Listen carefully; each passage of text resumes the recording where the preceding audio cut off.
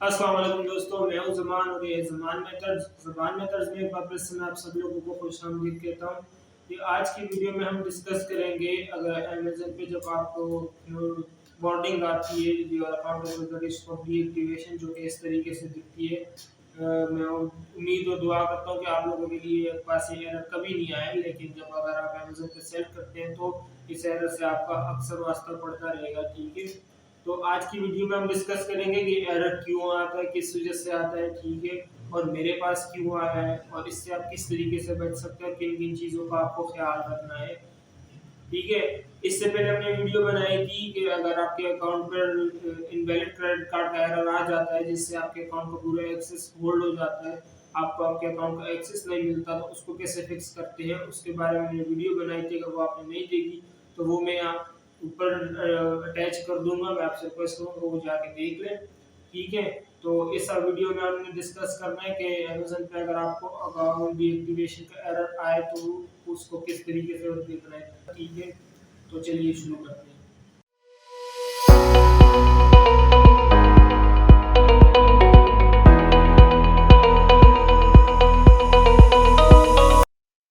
ठीक है दोस्तों, तो ये है error your account is at the risk of deactivation. ठीक है, अब ये मेरे पास ये एरर आया है। अब मेरे पास जब ये एरर आया है तो मेरे लिए इतनी घबराने की ज़रूरत नहीं है। ये आगे चेक किए कि ऐसा क्यों, ये मैं आगे चल के आपको वीडियो में बताऊंगा। लेकिन अगर आपके पास ये एरर आता है तो इसमें आपने ख़ास ख्याल रखना है, क्योंकि एरर किसी भी वजह से आया हो सकता है। जैसे कि अगर आपके अकाउंट पर कोई पॉलिसी वार्निंग का या इन्फ्रिंजमेंट की वार्निंग आई है तो ये आपके लिए बहुत ख़तरनाक चीज़ है। ठीक है, इसको आपने जितना जल्दी हो सके रिजॉल्व करना है। ठीक, लेकिन कभी कभी ये बाकी मैट्रिक्स की वजह से भी आता है, जो कि मैं आपको अभी दिखाऊंगा। अब मैं देख रहे कह रहे हैं आपका अकाउंट डीएक्टिवेट होने के रिस्क पे critical event has been occurred. ये कह रहे कुछ एक्टिविटीज़ हुई हैं आपके अकाउंट में जिसकी वजह से आपका एरर जो है वो ख़तरे में, आपका अकाउंट जो है वो ख़तरे में चला गया है डीएक्टिवेशन के। तो अगर हम अपनी अकाउंट हेल्थ व्यू करेंगे तो यहाँ पे देख रहे टॉप पे मुझे कह रहा है कि your account is the risk of deactivation. ठीक है, क्योंकि मेरा ऑर्डर डिफेक्ट रेट जो है वो 1.82 हो गया है। ठीक है, जबकि टारगेटेड 1 के अंदर है। ठीक है, 1 के अंदर रखना है इसको। तो मैंने अपनी लास्ट वीडियो में आप लोगों को अकाउंट हेल्थ के बारे में बताया था कि किन किन मैट्रिक्स का अपने ख्याल रखना होता है। तो ये सारी ठीक है। तो अब यहाँ पे अभी अगर आप आके देखें तो मेरे सारे मैट्रिसेस सही जा रहे हैं सिवाय इस एक के, जो कि है ऑर्डर डिफेक्ट रेट। अब ऑर्डर डिफेक्ट रेट मेरा क्यों इतना गिर गया है 1.82। ठीक है, जबकि इसको 1 के अंदर रखना है। तो अब इसके होने की वजह क्या है, अब देख रहे हैं यहीं पे मुझे बता रहा है कि ये जो ऑर्डर डिफेक्ट रेट जो बढ़ता है वो इन 2 चीज़ों से बढ़ता है, एक नेगेटिव फीडबैक्स और एक A to Z guarantee claim. अब नेगेटिव फीडबैक वो जो कोई कस्टमर आपको बुरा रिव्यू दे दे, ठीक है वो, और दूसरा होता है A to Z guarantee claim. अब A to Z guarantee claim क्या है कि जब भी आप कोई चीज़ कस्टमर को बेचते हैं और कस्टमर को उससे कोई मसला आता है तो अब कस्टमर क्या करता है, कस्टमर का ऑप्शन होता है वो आपसे कांटेक्ट करते हैं। ठीक है, कि आपसे अपना मसला बताते हैं ताकि आप उसको सॉल्व करके दो। अब जैसी वो आपको मसला बताते हैं, अगर आप उसको सॉल्व करने में नाकाम रहते हो या कस्टमर सेटिस्फाइड नहीं होता आपकी बिहेवियर से या आपकी रिप्लाई से, तो उसके पास ऑप्शन होता है A to Z guarantee claim.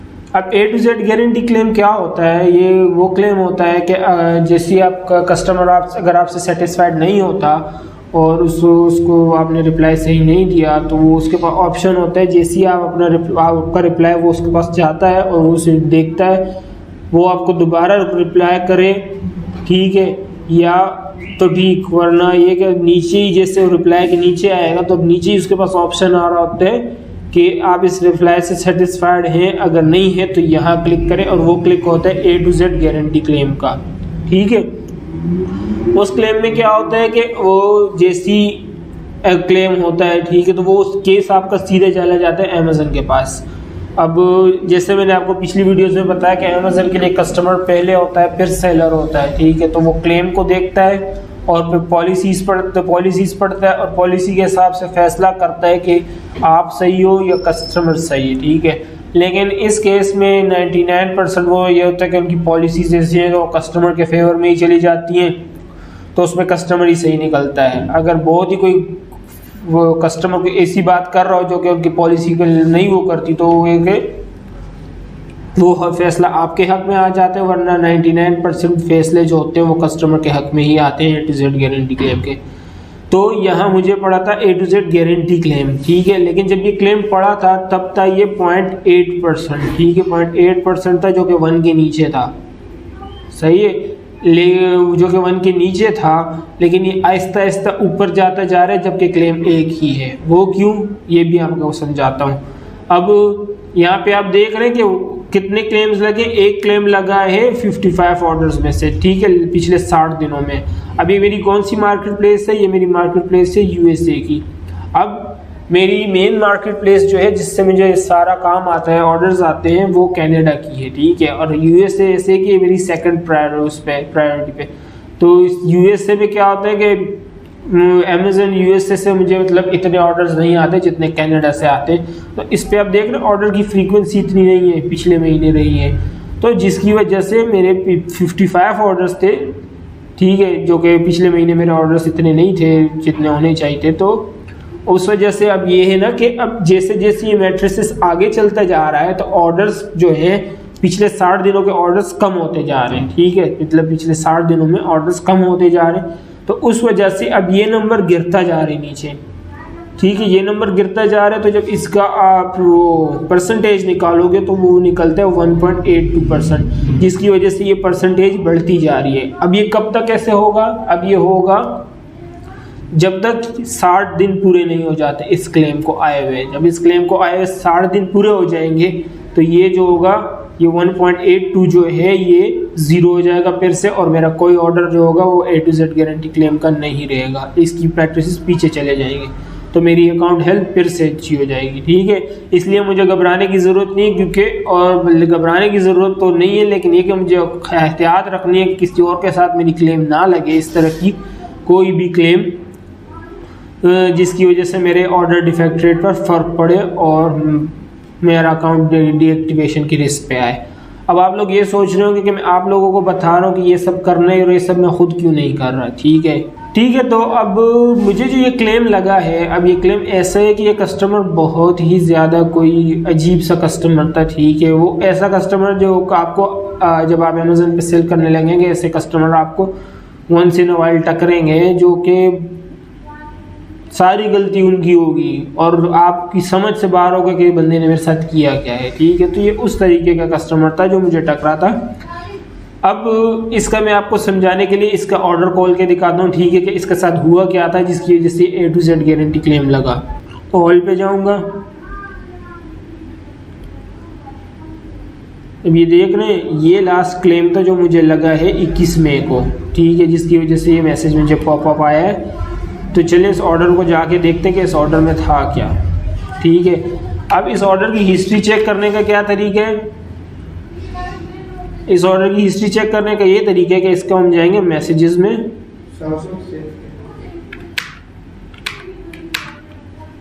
Messages में आएंगे ऑल पे, सारे मैसेजेस, क्योंकि हमें ऑल, यहाँ पे हम सर्च करेंगे इस ऑर्डर को, ये रहा, मिल गया, ये ऑर्डर था, ठीक है, ये कस्टमर था, ठीक है, इसको उसका ऑर्डर रिसीव नहीं हुआ था, इसका पैकेज जो था बीच में घूम गया, ठीक है, तो इसको अब ये आया कि इसने कहा भाई I still haven't received my order, it's 5 days after expected delivery. तो एक्सपेक्टेड डिलीवरी से 5 दिन ऑर्डर लेट हो गया था, ठीक है। इसका मतलब ये था कि ऑर्डर बीच में कहीं घूम गया, क्योंकि पहुंच जाता है इतनी देर में इससे बहुत पहले। तो अब मैं देखते हैं इसको मैंने क्या रिप्लाई दिया। मैंने इसको कहा कि आपका आइटम जो है मैंने इन्वेस्टिगेट किया USPS के साथ, और ये था कि इस नतीजे पहुँचे कि आपका आइटम जो है वो गुम गया है। तो अब आप कंफर्म करें कि आप इसको कैसे प्रोसेस करना चाहते हैं इस केस को, क्या मैं आपको रिफंड इशू, रिप्लेसमेंट इशू करूं या रिफंड। अब रिप्लेसमेंट ये कि मैं इसको दूसरा आइटम बना के भेजूं या इनको पैसे वापस करूं। तो इन्होंने कहा I would like a replacement, ठीक है, इन्होंने कहा मुझे रिप्लेसमेंट चलेगा। तो मैंने इनको कहा ठीक है भाई, मैं आपको रिप्लेसमेंट बना के भेज देता हूँ, ठीक। अब रिप्लेसमेंट की बात इनसे हो गई, रिप्लेसमेंट बन गई, ठीक है, जैसी शिप होने का टाइम आया रिप्लेसमेंट के, इन्होंने लगा दिया A to Z guarantee claim. सही है, अब A to Z guarantee claim, अब यहाँ पे इन्होंने रिप्लेसमेंट की बात की और यहाँ पे इन्होंने बगैर वेट किए कि यार मेरे इसका रिप्लाई आए, इन्होंने मुझे मार दिया गारंटी क्लेम, जिसमें इन्होंने लिखा कि पैकेज जो है वो मिला ही नहीं था। सही है, अब पैकेज ना मिलने की वजह से अब अमेज़न की पॉलिसी है कि अगर आप पैकेज टाइम पर डिलीवर नहीं करते तो आप रिफंड के लिए एलिजिबल होता है कस्टमर। तो इस वजह से इन्होंने इसको रिफंड दिया और मुझ पे क्लेम मार दिया, जिसकी वजह से मेरा अकाउंट हेल्थ जो थी वो डैमेज हो गई। ठीक है, तो ये था। अब इस वजह से जो था ये मुझे क्लेम लगा, अब ये हो गया ये। ठीक है, अब इस वजह से जो था मेरा ऑर्डर डिफेक्ट रेट जो है वो 1.8 पर चला गया है। ठीक है, तो ये आपको बताने का मकसद ये है कि ये एक मिसाल है। ठीक है, इस तरह के मुझे महीने में तकरीबन 2-3 महीनों में इस तरह एक कस्टमर टकर जाता है जो इस तरह की हरकत कर जाता है मेरे साथ। तो आपको भी अमेज़न पे आप सेल कर रहे हो तो आपको भी इस तरह के कस्टमर्स बहुत मिलेंगे।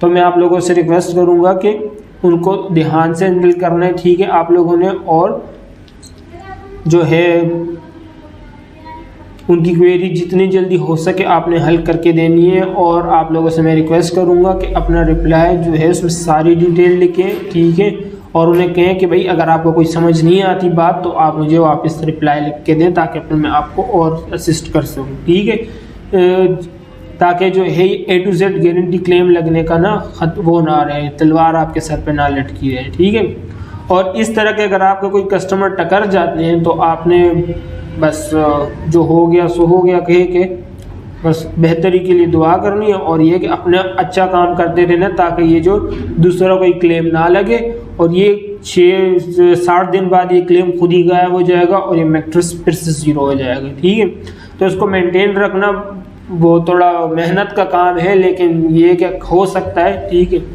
और होता है बहुत ईजी है। इस तरह के कस्टमर्स आपको कभी कभी टकरेंगे अनलेस आप कोई ऐसी चीज़ करें जिससे ये कि आपका अकाउंट ख़तरे में है, जैसे कि आप कस्टमर्स को रिस्पॉन्स सही नहीं दे रहे या पैकेज आपका टाइम पर डिलीवर नहीं हो रहा। ठीक है, तो ये होगा कि ये आपका मैट्रिक्स बढ़ता रहेगा और ये जब बढ़ेगा तो उसके बाद ये कि ये तलवार आपके सर पे आएगी और उसके बाद आपका अकाउंट डीएक्टिवेशन की तरफ भी जा सकता है, जो कि यहाँ रेड है, जो कि आता है एट क्रिटिकल, उस पर होता है कि आपका अकाउंट डीएक्टिवेट हो जाता है।